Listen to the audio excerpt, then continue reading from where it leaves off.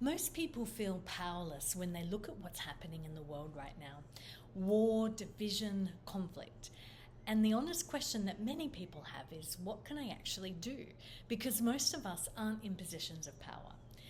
But there's something I've been noticing recently, and the same patterns that we're reacting to out there are showing up in very ordinary, everyday moments. And once you see it, it's hard to unsee. So, we try to contribute. We follow what is happening, we talk about it, we care, we sign petitions, we may even pray or meditate, and still a lot of people quietly start to feel like nothing really changes, which can turn into frustration or judgment or complete disconnection. So I had two moments recently that really stayed with me. The first was at lunch. A friend was talking about how much she hated a particular group of people, and you could feel it. The certainty, the judgment, the complete lack of curiosity. And it struck me. This is the same energy that we say we don't agree with on a global level. It's just expressed in a smaller, less global way. The second was in a cacao ceremony here where I live, and it's a space, cacao ceremonies are a space that are about connection, openness, heart. It's song and drinking hot chocolate, essentially. And someone said, we should shoot people like that. She was talking about a man who was cross-dressing. And yes, his energy did feel a little uncomfortable, but that reaction, that's not very different from the patterns people say that they want to change in the world.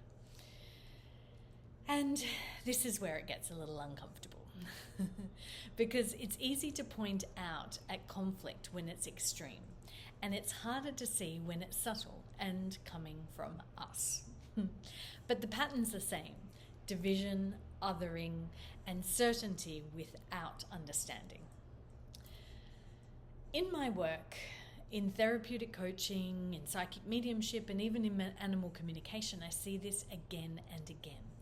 What isn't resolved internally doesn't stay contained. It shows up in how we relate, how we react, what we repeat.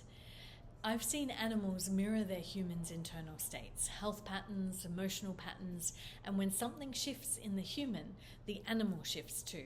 Not always, but enough to pay attention. It points to something important. We're not separated from what's around us. There's a kind of war, and most people don't look at it.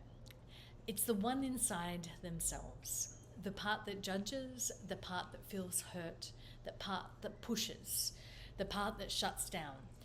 And those parts are in conflict. It doesn't stay internal, and it shapes everything.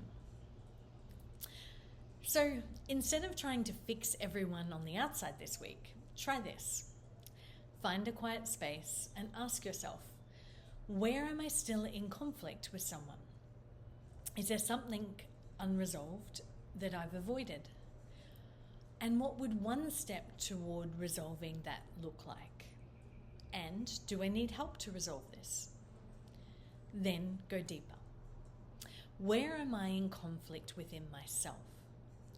If there's a part of me that judges, what is it protecting? If there's a part of me that feels hurt, what does it need? Because these parts aren't the problem, but the conflict within them is.